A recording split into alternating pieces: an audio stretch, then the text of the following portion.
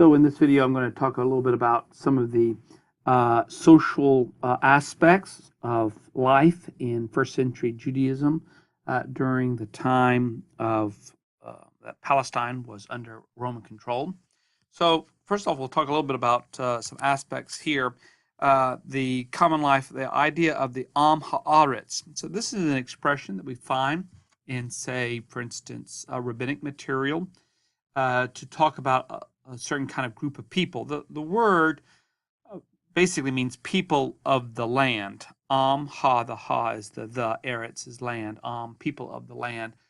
And this phrase has a general connotation of those who are typically in the lower socioeconomic class. So basically, we're talking about people who are kind of live off of the land, people who would make up the vast majority of the population within Palestine.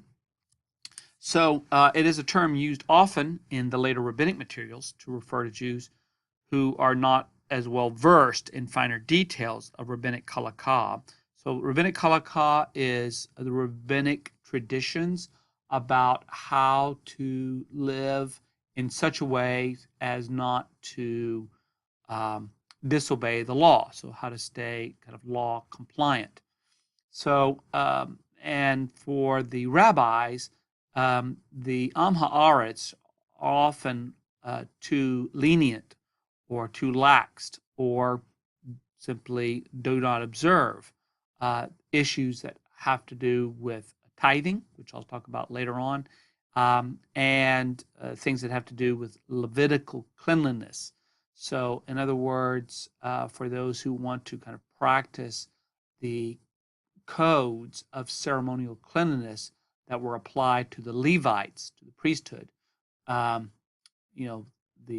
Am Haaretz, the general populace, did not really feel any compulsion, nor should they have, any compulsion to abide by some of those specific laws. Or they may even be lax when it comes to other issues of ceremonial cleanliness that are found in the book of Leviticus.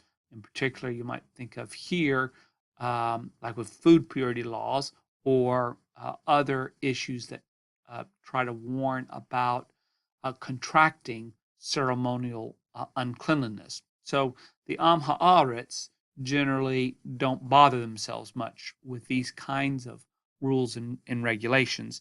And so the rabbis look disparagingly down upon them. So the question is, what about in the days of Jesus? So the rabbinic material comes later than the time of Jesus.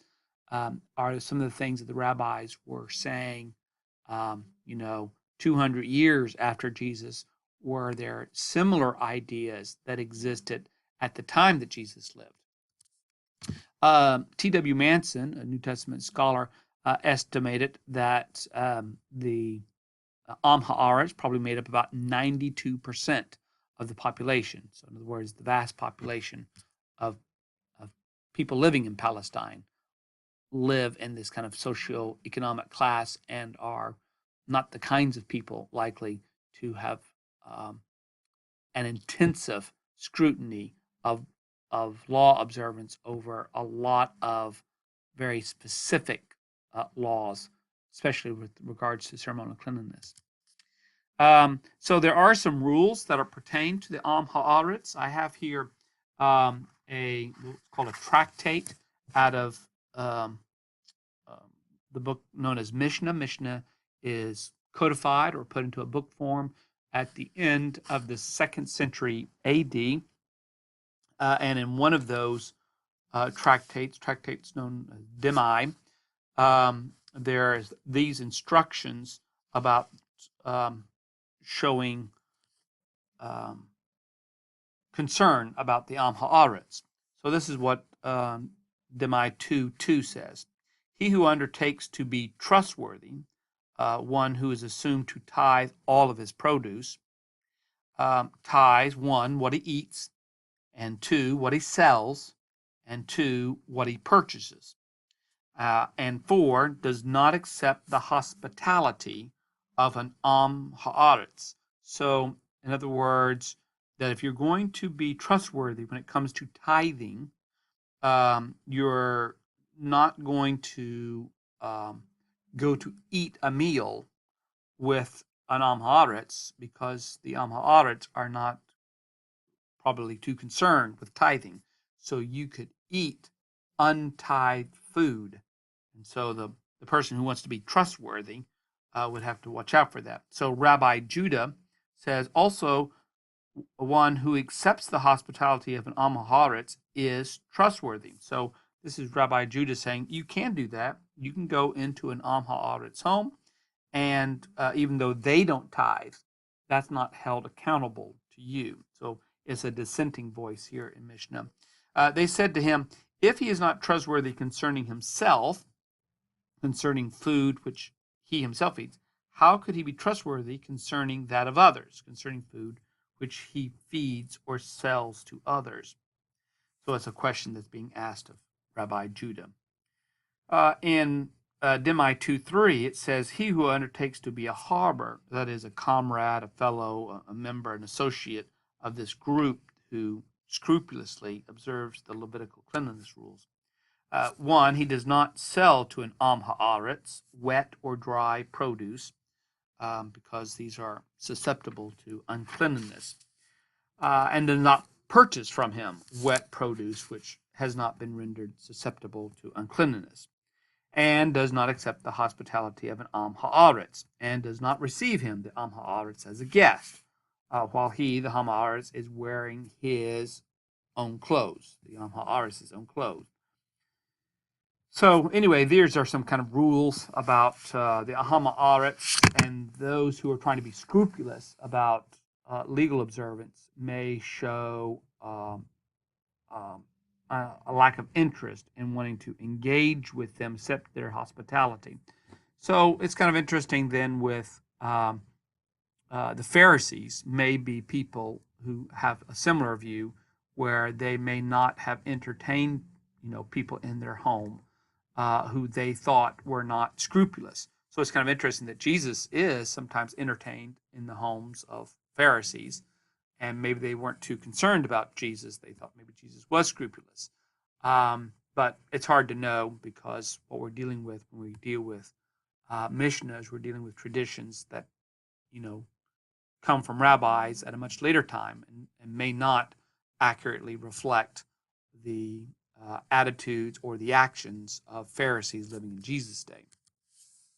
Kind of a curious thing is whether or not John 7:49 is talking about the Am Haaretz.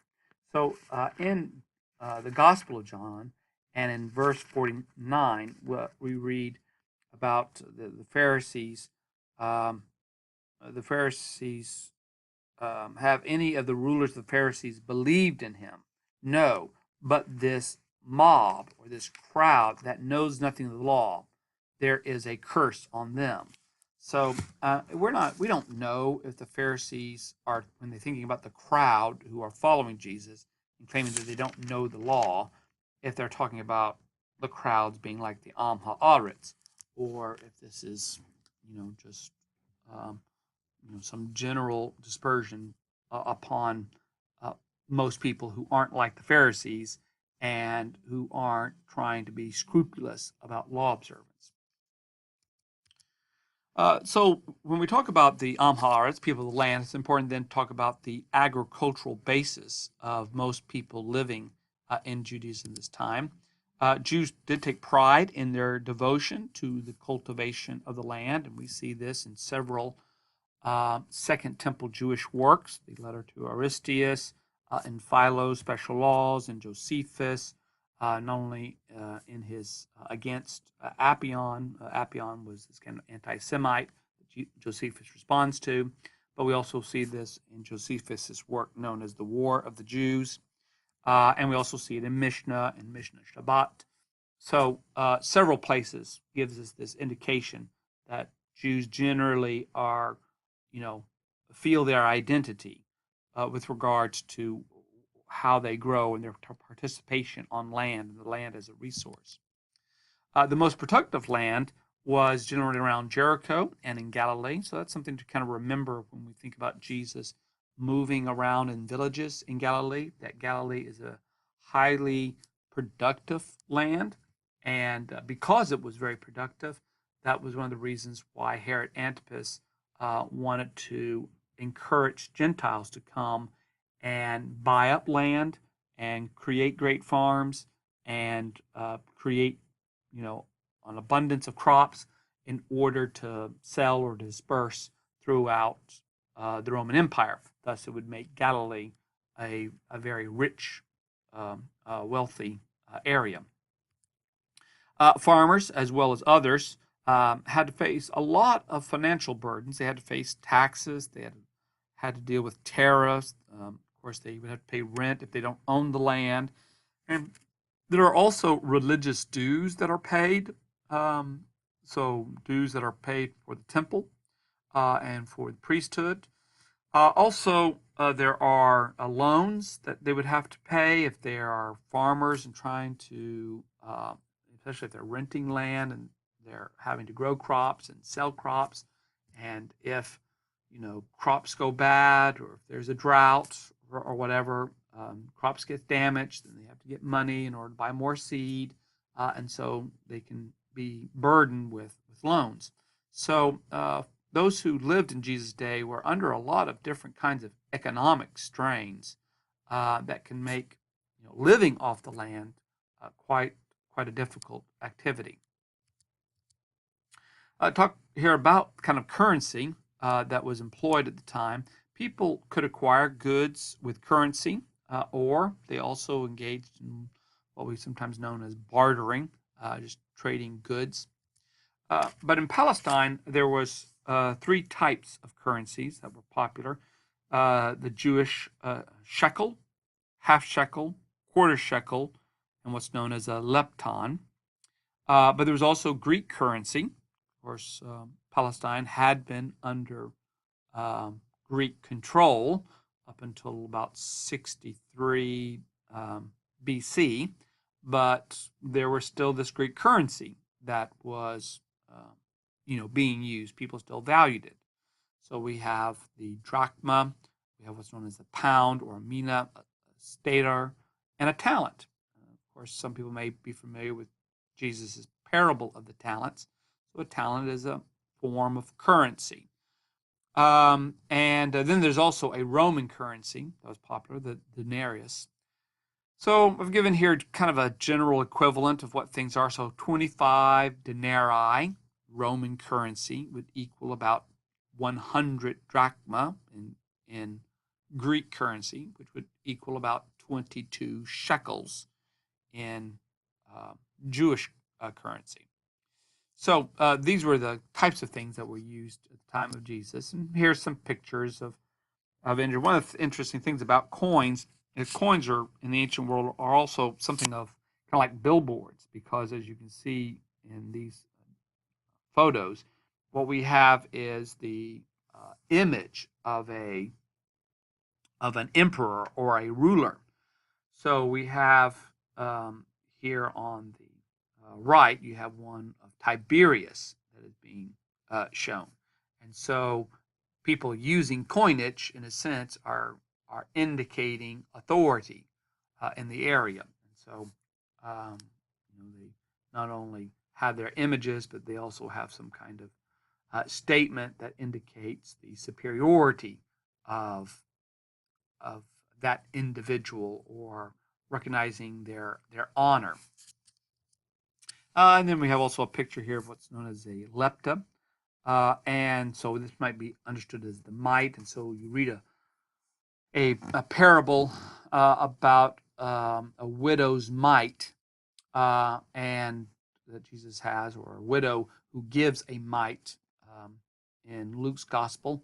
And so this mite is, a very small kind of Jewish coinage, which has, very little value. And this is all that she's able to put in.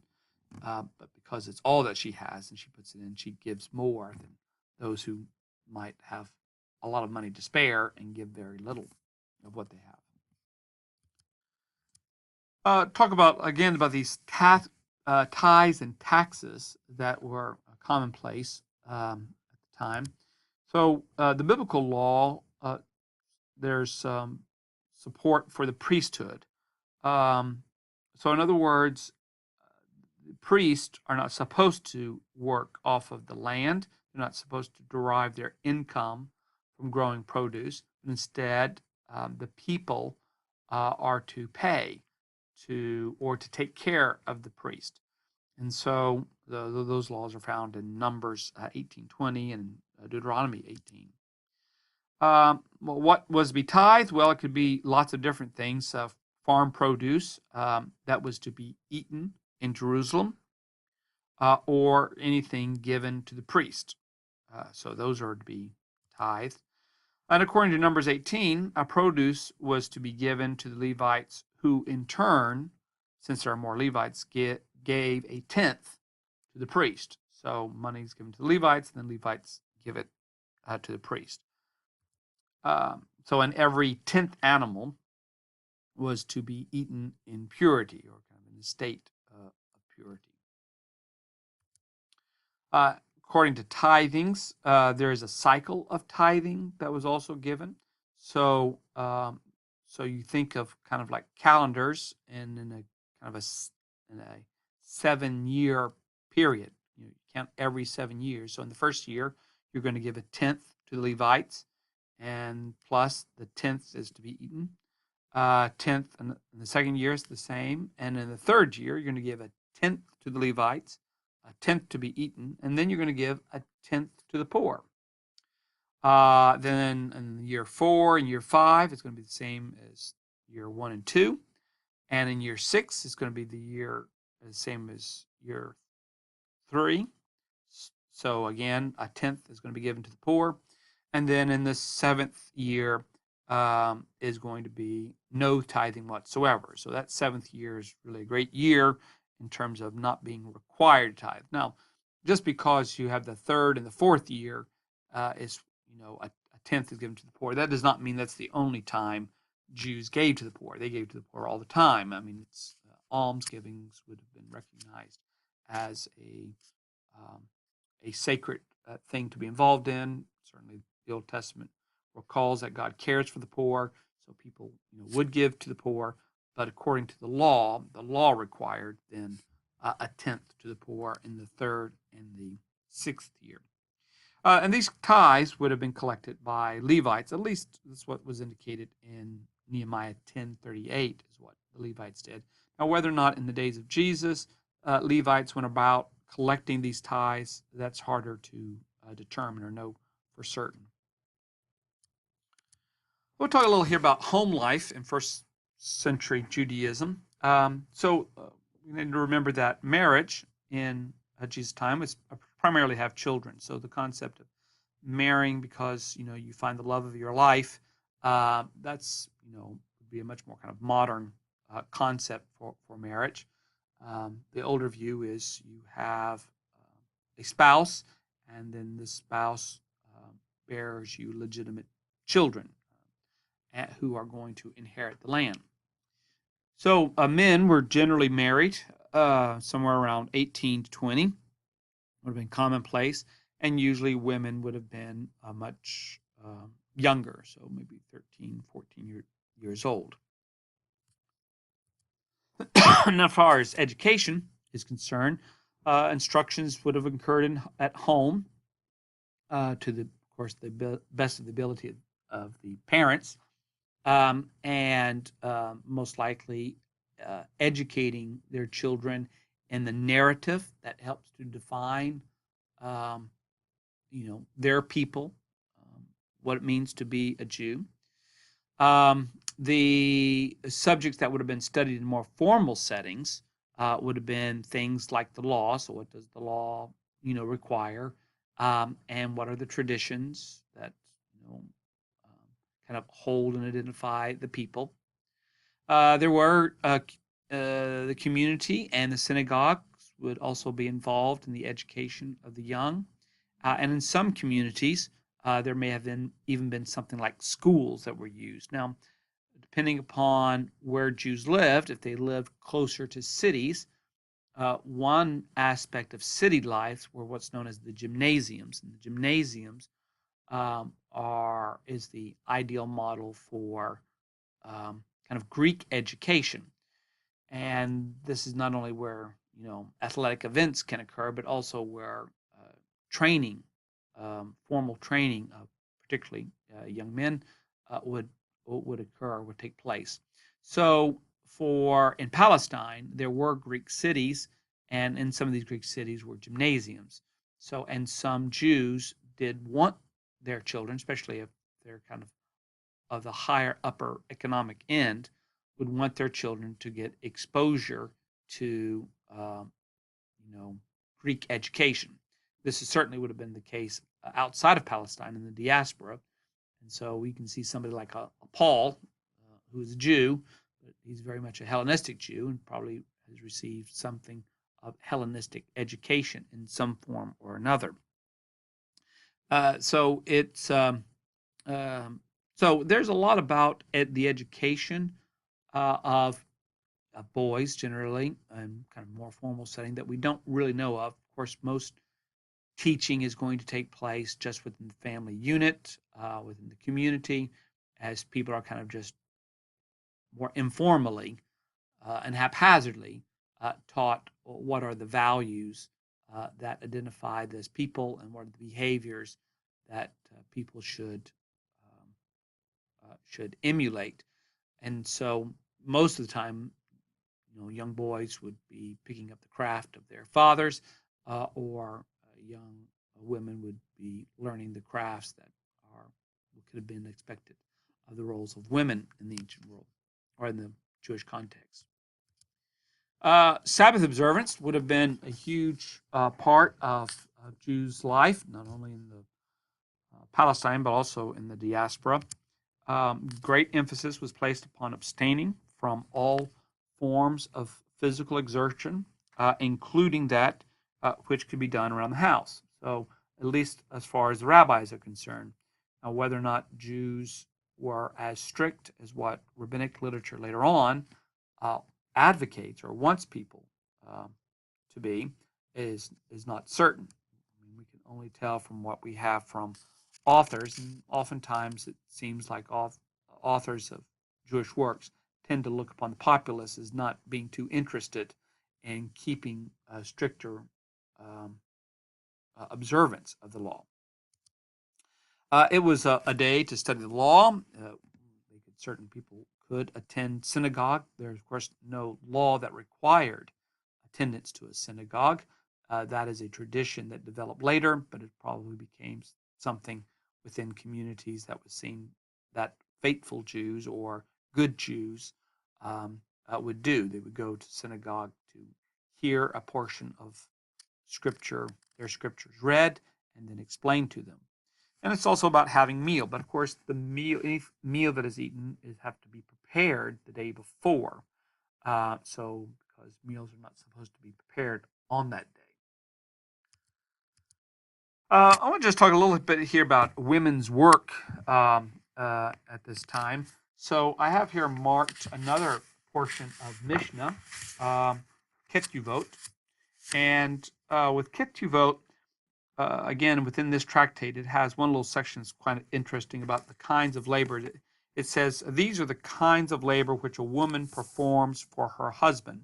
So typically thinking about women as those who are going to be married, and it gives this kind of list of them. So it's kind of interesting what is listed. And again, this is coming from the rabbi that was codified at the end of the 2nd century AD. So how much of this is true during the 1st century AD? We don't know, but these traditions, do stick around for a long time. So it's quite reasonable to think many of these were expected at the time that Jesus lived. So these are the kinds of labors which a woman performs for her husband. She, 1, grinds flour. 2, bakes bread. 3, does laundry. 4, prepares meals. 5, feeds her child. 6, makes the bed. 7 works in wool. Now that interesting, makes the bed is kind of interesting, especially if you're in Palestine. Most people are probably sleeping on the floor. Beds are really something that exists for people who have now moved into um, more kind of Roman context or into cities where they would have beds. She works in wool. Uh, if she if she brought with her a single slave girl, in other words, if she had a slave when she entered into the marriage, she does not, one, grind, bake bread, or do laundry. In other words, her slave is supposed to do that. If she brought 2 slaves, she does not, and in addition to not grinding, baking bread, or doing laundry, she does not prepare meals and does not feed her child. Then if she brought 3, so in other words, this is quite a wealthier woman who's entering into marriage, wealthy Jewish woman, she does not, 6, make the bed for him, and does not work in wool. So I guess working in wool is something, even if you had 2 slaves, you would still be working in wool.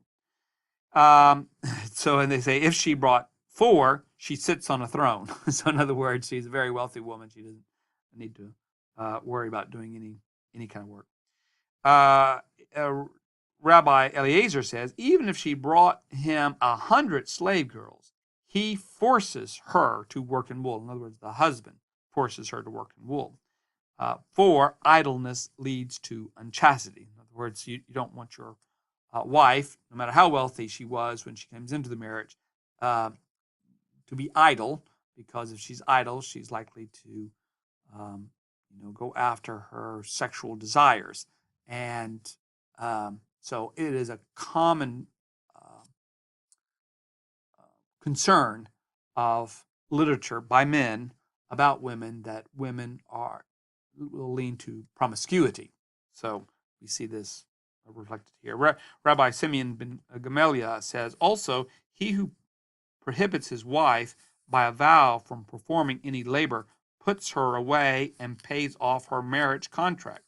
So in other words, if you made a vow that your wife wouldn't have to work, well then you need to divorce your wife, and whatever dowry that was given to you when she entered into that marriage, you have to pay that back, because you don't want a wife who is idle. You want a wife who is busy, who has some work to do. So again, for idleness leads to boredom. So one saying is idleness leads to unchastity. The other one has idleness leads to boredom. Want that. So, but that description in Mishnah just gives kind of the idea of the things that would take up a woman's day. Most women's day is going to be, uh, creating the flour, working with the flour, baking the bread, probably also getting water for that day, taking care of the house, taking care of the children. Those are going to be very time-consuming activities every day for a woman. Now I'll talk about death. Generally, what's kind of the experience of death and how death was viewed. Mourning was a religious obligation. Really, typically that began at the moment that a person died. So usually bodies are buried in a short period of time after death, and so it's kind of incumbent upon the family, once the person has passed away, to be present and to mourn that death, because probably within 24 hours you're going to bury that body. So burial usually then occurred immediately. Bodies were washed. They were wrapped in some kind of shroud, linens, and then they were anointed with spices. Bodies were often, maybe not always, but very often laid in family tombs. And then generally what would happen is you would, for many Jews, not for all Jews, but for many Jews, if they're laid in a family tomb, then the body is going to decompose. And then at some point later on, the rabbis do discuss whether it's somewhere between 6 months to a year, the son is going to go in and he's going to collect the bones that are remained. So the flesh is, decomposed, and now it's just the bones. He's going to collect those bones, and he's going to put those bones with the rest of the bones of the family that are there in the family tomb. Um, or sometimes the decomposed bones could be later put into an ossuary. And I'll just conclude this kind of section of general social relationships and social life during the Roman period by showing you a picture here of a kind of a Jewish ossuary. So this is the type of kind of bone, type of receptacle that people might put their bones, family members' bones into. So it's kind of a way of honoring them and also indicating the dignity of this individual that they would have. In this case, it's a very elaborate ossuary. Um, if you were poor, maybe the ossuary that you had was just made out of wood. Of course, wood would decompose as well. And if you couldn't afford, didn't have access to doing anything like that, you could simply just collect the bones and put the bones off to the side. So that gives you a different aspect or taste of the different kinds of relationships and activities that would have occurred for many Jews living in Palestine in the first century.